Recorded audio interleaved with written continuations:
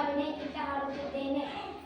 ಕೇಳಿದ್ದು ಸುಳ್ಳಾಗಬಹುದು, ನೋಡಿದ್ದು ಸುಳ್ಳಾಗಬಹುದು.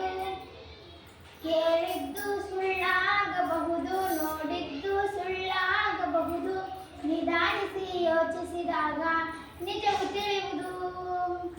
ನಿಧಾನಿಸಿ ಯೋಚಿಸಿದಾಗ ನಿಜವು ತಿಳಿಯುವುದು.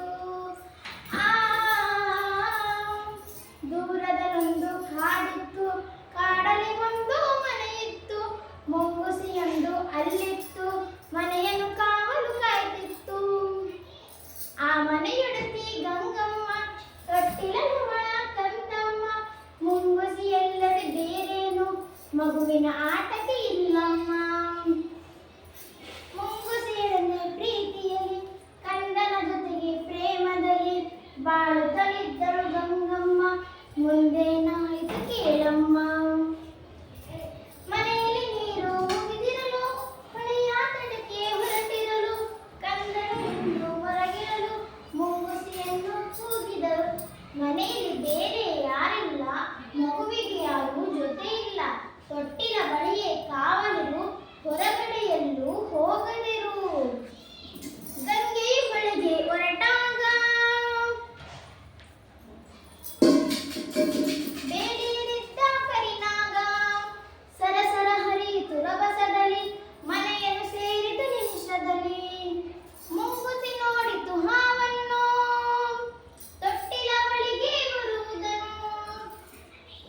ಮೇಲೆ ಬಿದ್ದಿತು ವೇಗದಲ್ಲಿ, ಕಾಣದ ನಡೆಯಿತು ರೋಷದಲ್ಲಿ. ಸೋತಿತು ಹಾವು ಜಗಳದಲ್ಲಿ, ಮುಂಗುಸಿ ಗೆಲುವಿನ ಹರುಷದಲ್ಲಿ.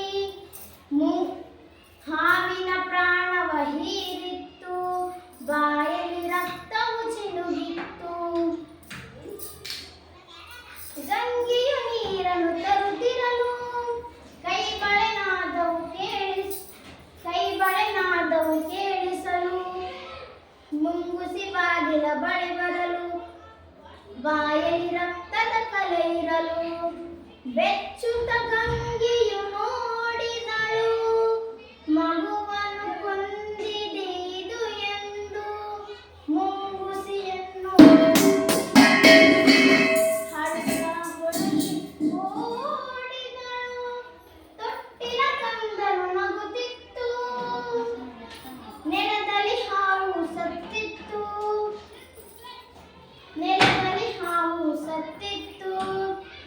ತುಟುಕಿದ ಬುದ್ಧಿಗೆ ಬಲಿಯಾಗಿ ಮುಂಗುಸಿ ಕಥೆಯೂ ಮುಗುದಿತ್ತು. ಕೇಳಿದ್ದು ಸುಳ್ಳಾಗಬಹುದು, ನೋಡಿದ್ದು ಸುಳ್ಳಾಗಬಹುದು. ಕೇಳಿದ್ದು ಸುಳ್ಳಾಗಬಹುದು, ನೋಡಿದ್ದು ಸುಳ್ಳಾಗಬಹುದು. ನಿಧಾನಿಸಿ ಯೋಚಿಸಿದಾಗ ನಿಜವು ತಿಳಿಯುವುದು. ನಿಧಾನಿಸಿ ಯೋಚಿಸಿದಾಗ ನಿಜವು ತಿಳಿಯುವುದು. ಧನ್ಯವಾದಗಳು.